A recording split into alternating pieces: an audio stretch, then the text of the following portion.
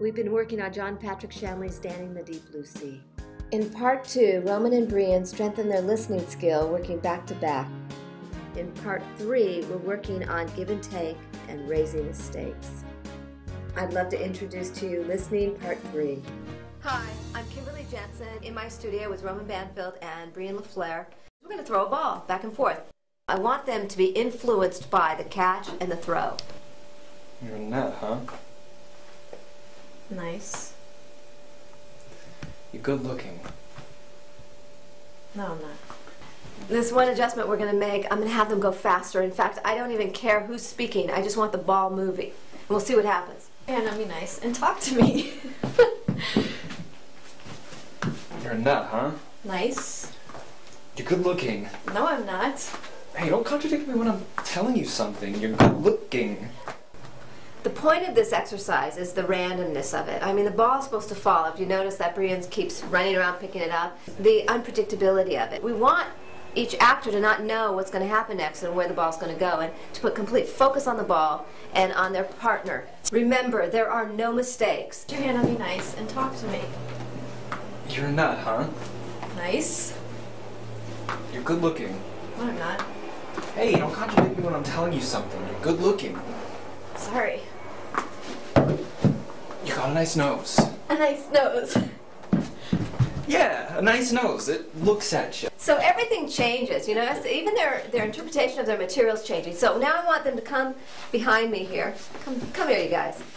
Tell everyone, what did you learn from this exercise with the ball? What's happening in the work for you?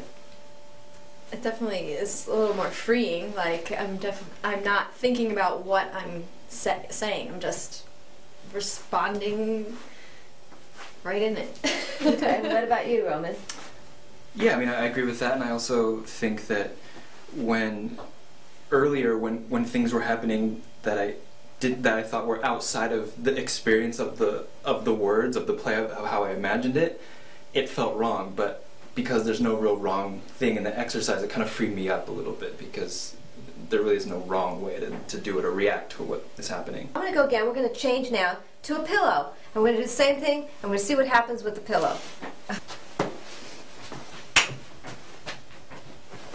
Put your hand on me nice and talk to me. You are a nut, huh? Nice. Hey, you're good looking. No, I'm not. Don't contradict me when I'm telling you something.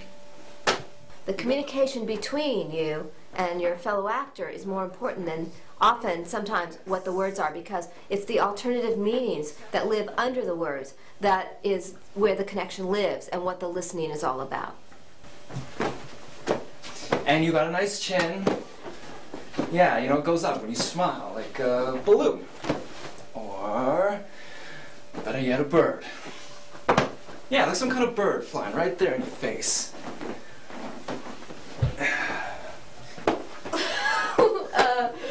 Okay, so already they've gotten very, very playful. The ball helped them a great deal. It's nice to know that there's different things you can use to do this exercise.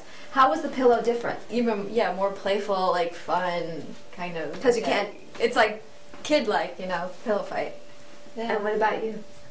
The ball takes a little bit more of like a pointed focus.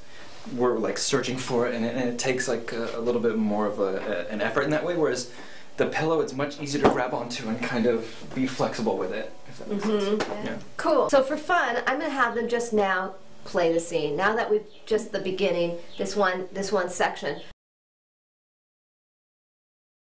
Come closer. Take your time. I'm going to step out. Put your hand on me nice and talk to me.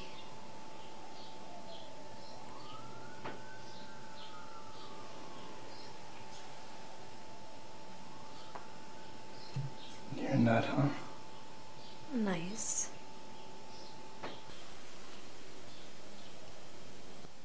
You're good looking. How does it feel? Now, I want to give you another thing. Hi. One of the things that we love about, I want you guys to see, one of the things that we love is Meryl Streep doing Sophie's Choice. I want you guys to watch her when Peter McNichols in Sophie's Choice puts his hand on her face.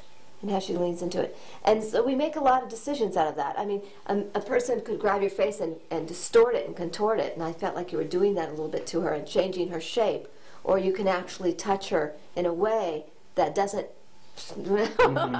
make her face into a, but rather really feel. I don't yet get it yet, Roman. I'm not getting the feeling. I'm not getting the passion. I think you're more aware of yourself in this scene than you are her. And listening is about her. It's about how can I affect her so she gets me, so that she loves me. Does that make sense? Okay. What's at stake? What could you lose right now?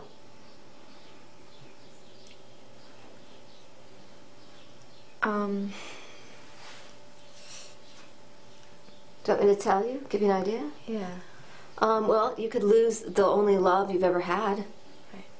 I mean, and This so... is, yeah, the first time anybody's ever seen me for me. And we clutch at love. We hold on to love. We'll go through hell for love. We are so hungry for love. And so one of our obligations and responsibilities as actors is to mirror that experience in the work. And so whatever it takes, I mean, if it takes personalizing, realizing that you could lose somebody you absolutely love, that you miss, or using your imagination on your ideal love that you've always wanted, that you're afraid you'll never have, and connecting to that. But whatever, there's a saying in the world, the first cut is the deepest, and often we can identify with that complete and utter loss of love. put your hand on me nice and talk to me.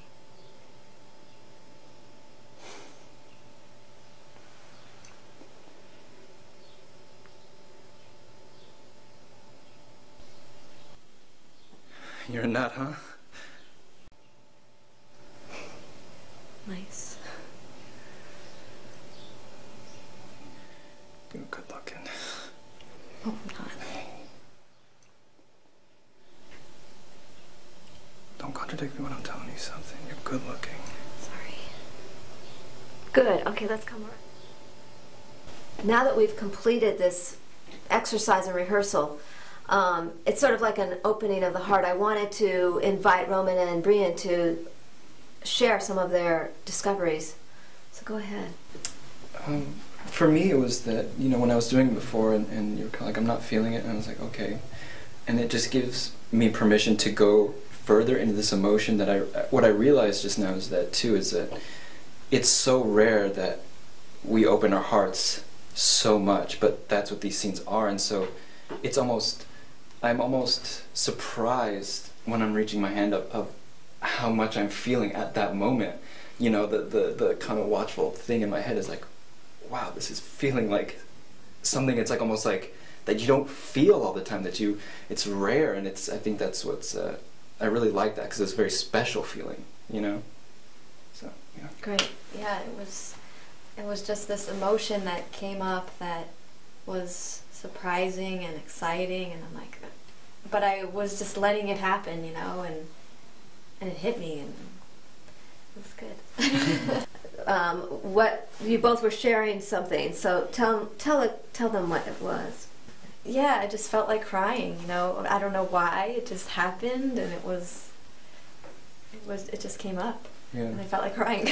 And it was weird with, I feel like once the scene cut, it was like the rug was kind of pulled out from underneath me, and I was left with all this emotion, and everyone's like, what do I do? yeah, and then we were both kind of, I think, just like, we need, you know, just be feeling so much with each other. Yeah. And all of a sudden the scene's over, it's like we have to be like, okay, all right. So when you go to shoot, you actually work up to this, and then we would say, action. Yeah.